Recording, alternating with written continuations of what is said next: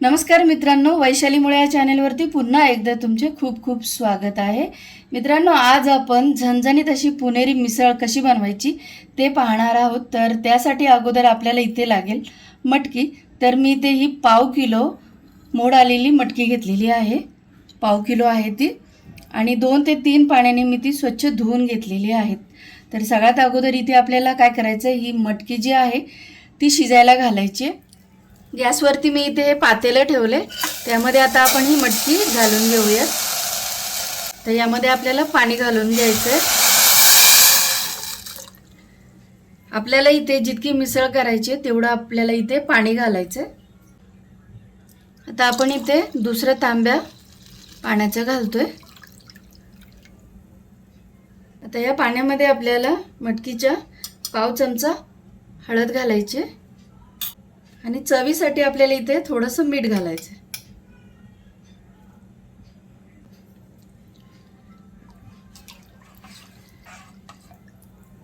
आता ही मटकी आपल्याला शिजून घ्यायची. 10 ते 15 मिनिटांमध्ये चांगली शिजून निघेली ही मटकी. मिसळ बनवण्यासाठी आपल्याला इथे काय साहित्य लागेल ते आपण बघूयात. तर इथे आपल्याला लागेल सुकं खोबरं.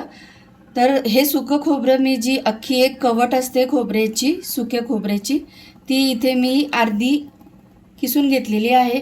एक मोठा चमचा मी इथे सफेद तीळ घेतलेले आहेत आणि 2 मोठे कांदे मी इथे थोडे जाडसर चिरून घेतलेले आहेत. 20 ते 25 इथे मी या लसणाच्या पाकळ्या घेतलेल्या आहेत. थोड्याशा लहान आहेत म्हणून मी त्या थोड्याशा जास्त घेतलेल्या आहेत.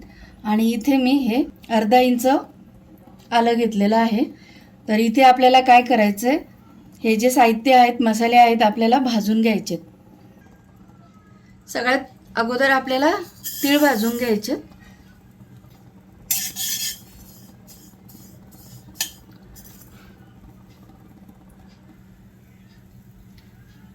मटकी मी इथे साईडला शिजण्यासाठी ठेवून दिलेली आहे. मटकी 10 ते 15 मिनिटांमध्ये शिजून निघेल.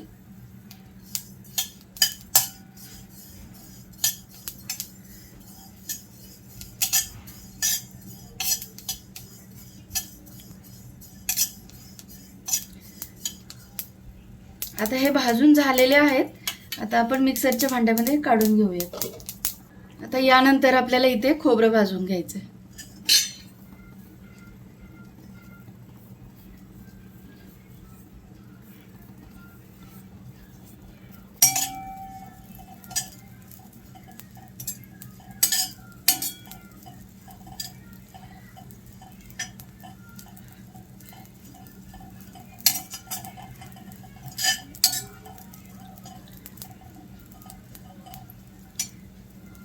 खोबऱ्यात आपण इथे थोडंसं तेल घालून घेऊयात.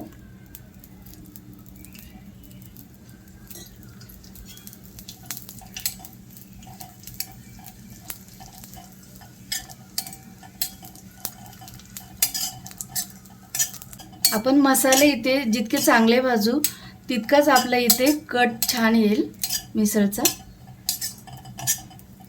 आता तुम्ही इथे बघू शकता खोबरं चांगलं लालसर झालेलं आहे. आता आपण ते काढून घेऊयात.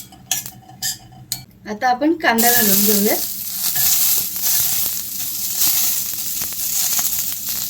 आणि लसूण आलं देखील घालायचं.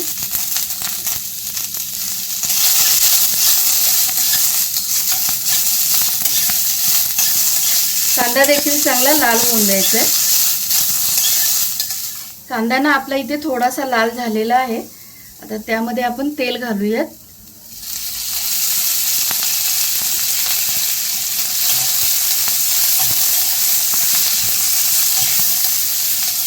बरेच जण मिसळ बनवताना त्यामध्ये टॅमॅटोचा देखील वापर करतात, पण त्याने काय होतं, टॅमॅटोने मिसळ लवकर खराब होते, आंबट वास येतो मिसळला.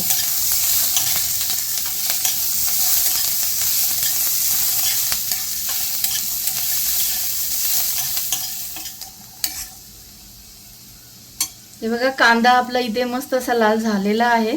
आता आपण गॅस बंद करून हा कांदा थंड होऊन देऊयात. आपलं मसाल्याचं इथे हे एकदम बारीक असं वाटून झालेलं आहे. मिसळ बनवण्यासाठी मी इथे हे मसाले घेतलेले आहेत. सुके मसाले, तर ते मी तुम्हाला आता सांगते. तर मी इथे हे 2 चमचे, आपला जो पोहे खायचा चमचा असतो ते 2 चमचे संडे मसाला घेतलेला आहे. हा मसाला कुठल्याही मसाल्याच्या दुकानामध्ये भेटतो. 2 चमचे कांदा लसूण मसाला घेतला आहे. जितका कांदा लसूण मसाला आपण घेऊ तितकाच इथे संडे मसाला घ्यायचा आहे. आणि 1 चमचा मी इथे हे लाल तिखट घेतलेला आहे. 1 चमचा धणा पावडर घेतलेली आहे. आणि 2 चमचे मी इथे ही बेडगी मिरची पावडर घेतलेली आहे. 2 चमचे, पाव चमचेच्या वरती थोडंसं हिंग घेतलं आहे, पाव चमचा, अर्धा चमचा हळद घेतली आहे आणि अर्धा चमचा मी इथे हा गरम मसाला घेतला आहे.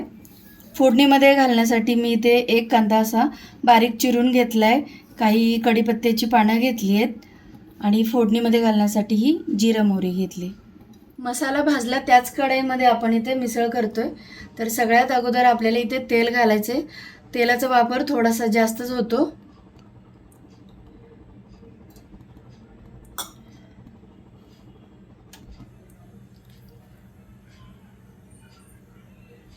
तेल चांगलं गरम होऊन द्यायचं. तेल इथं गरम झालेलं आहे. आता आपण ही जिरं मोहरी घालून घेऊयात. कांदा घालायचा. आता इथे हा कांदा चांगला मऊ होऊन द्यायचा आहे.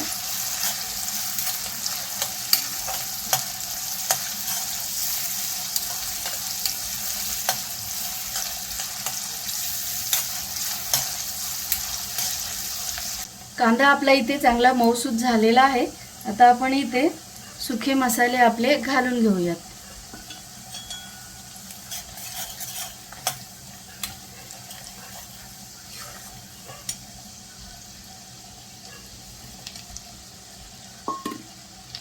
तुम्हाला मी जेवढे मसाले दाखवले तेवढे मसाले मी इथे मिसळमध्ये घातलेले आहेत.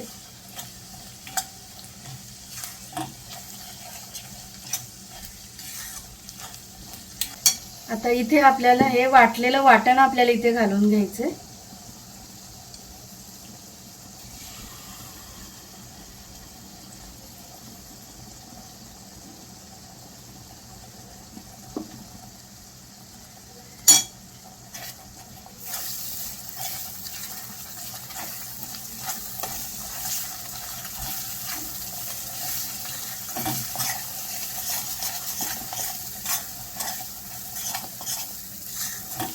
मसाला आपला इथे चांगला परतून झालेला आहे.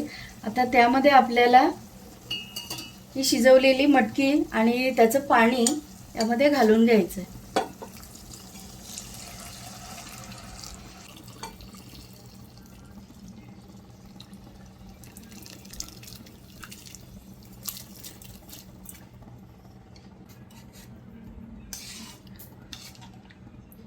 आता मी इथे हे मिक्सरचं भांडं देखील धुवून त्यातलं पाणी घालणार आहे, म्हणजे ते वाया जाणार नाही.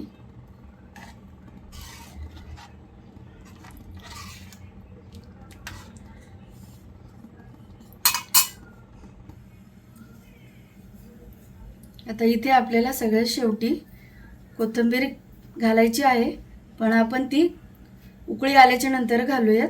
तर इथे आपल्याला चवीनुसार इथे मीठ घालायचं आहे.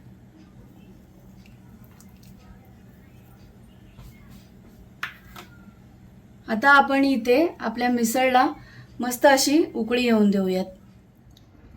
आपल्या मिसळला मस्त असा कट इथे आलेला आहे, उकळी आली आहे चांगली. आता आपण इथे वरून कोथिंबीर घालून घेऊया भरपूर. आता ही मिसळ तयार झालेली आहे. मी तुम्हाला एका प्लेटमध्ये ती काढून दाखवते. झणझणीत मिसळ अशी आपली इथे खाण्यासाठी तयार झालेली आहे. नक्की बघा, लाईक करा, शेअर करा आणि कमेंट करायला विसरू नका. व्हिडिओ बघितल्याबद्दल धन्यवाद.